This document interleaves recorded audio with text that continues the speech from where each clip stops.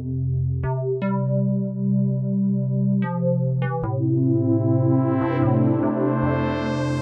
ora and welcome to Tarmac. Today I'm back behind the wheel of the new Mercedes A-Class, only this time it's a PHEV.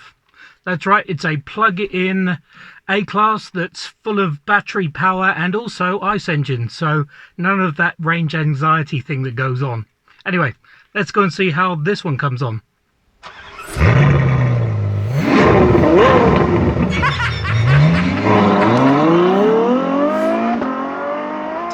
Let's get the basics out of the way first. This model comes in denim blue with this lovely cream sort of mochaccino interior. It's really good, not great for the kids I'm sure, but I think it's a really cool look, a complete difference from the normal black. The rest of it, you really wouldn't know that this was a PHEV, apart from there are a few clues that give away. One is the 19-inch feet have got this odd sort of shape to them, so they're sort of more aerodynamic. You've got the badging on the side here that's EQ power, and also two flaps at the back.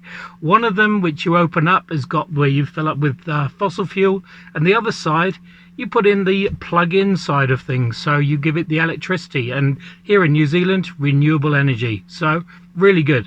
Those are the few telltales. Everything else just looks like a normal A-Class, and there's nothing wrong with that. Obviously, the other thing that's different in this car is what lies under the bonnet. Basically, it's a 1.3 litre turbocharged Mercedes engine and a 75 kilowatt motor, or electrical motor. Combined, they give you 160 kilowatts and 450 newton meters of torque, so there's plenty going on under there. The other thing is it's got a 15.6 kilowatt hour battery, which is good for around about 60 k's of just battery only driving, so pretty cool from there. The other stats are pretty awesome too. 0 to 100 is in 6.6 seconds, and get this, 1.6 litres per kilometre of basically fuel efficiency. So this will just sip fuel or just go in electric mode for your daily commute anytime, any day, and it really does feel that good. Just got that backup of absolutely not worrying about range, because when you've got a full tank of fuel, you've got roughly 475, almost 500 kilometers of range just sitting there in ice. So really is best of both worlds. Not bad. Once you're inside, the screen has its own EQ area. Go into that, you can check everything from how your charging options, how your consumption's been, your charging options, your departure time. You can set times to leave and set up when to charge at home. You can go back, you can do your consumption, how much you've used. You've got your energy flow, so whichever way you're using the energy, whether you're using it from the ICE engine or from the battery.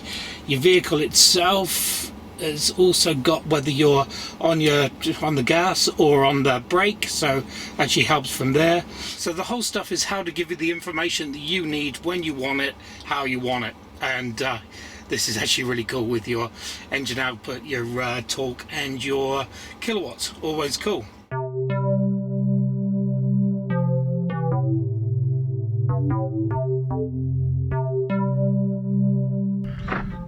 Obviously it's very quiet, that goes without saying, but the big surprise is the fact of how good it is off the mark. So when you put your foot down, everything sort of cuts in and becomes really quite quick. 0 to 100 is in 6.6 seconds, which is really good for this 1.3 litre engine. It also feels like a normal car when you're driving.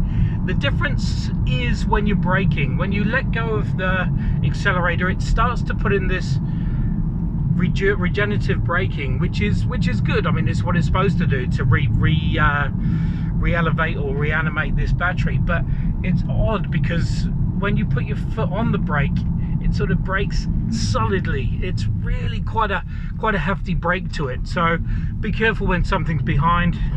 I guess that's somebody else's problem, but be aware that it's quite a strong braking system going on. Obviously, when it comes to the instrument cluster, this is kind of different. You'll also see that there's an EQ logo right here. This, when you're flicking through the modes, you'll actually see lots of different EQ-ness. So again, more on the fuel efficiency and things like that. You've got normal ICE range over here, and over this side you've got the actual how much range you've got on the battery. So this one, it would normally fully charged be up to around about 60 kilometers. I'm down to roughly 5 now, so I've been using it quite a lot. But you'll notice 474 k's on the ICE engine side of things. So literally I've got no worries or no concerns about range anxiety or anything like that. I can just keep going and then just go and top up when I'm ready. Takes roughly half an hour to fully charge it once you go to a fast charger, but other than that it's just very normal. It's Mercedes are trying to make sure that there's no real difference when you jump into their EQ cars to their normal ICE engine cars. It just feels so natural, so normal. Obviously just the plug-in side of things different, so it's not bad. Oddly enough, actually not oddly enough, it drives like an A-Class. The frame's really good, it's very sturdy underground or on the ground. Cornering's good. Actually lots of it goes really well. It's a really nice vehicle. Slightly road noisy, so there is a little bit of feedback for there, and I think that could be down to the fact that there's not the engine noise to break up that normal sound that you'd have from the road. It does have a nice sound system, so I guess you just turn that up and forget about it. But it's a confident drive, it's a nice drive. It has your driving modes as far as sport, comfort, electric, individual, so you can go all of those sort of ways that you want to go. And also there's all these battery meters, and I mean the tech that comes with this car is massive.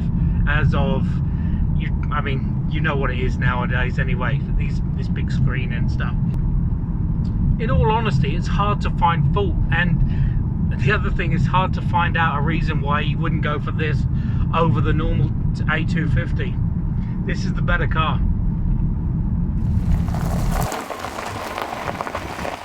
So there you have it, the new PHEV A-Class 250e. It's got all the joys of the 250, of the A-Class. It's smart hatchback and quick to drive. Actually, it's quicker to drive than before. But it's also got the benefits of extremely high efficiency when it comes to fuel consumption. And also, I mean, most of the time you're going to be spending just driving around in battery power, which is really cool. And it's also got that great 0 to 100. So lots going on for it. The other bonus is it's only about £2,000 difference between the normal 250 and the 250e. I mean, this one's a no-brainer. You'd go for this one. Anyway, thanks for watching. Make sure you subscribe. It will be around here somewhere. And see you next time.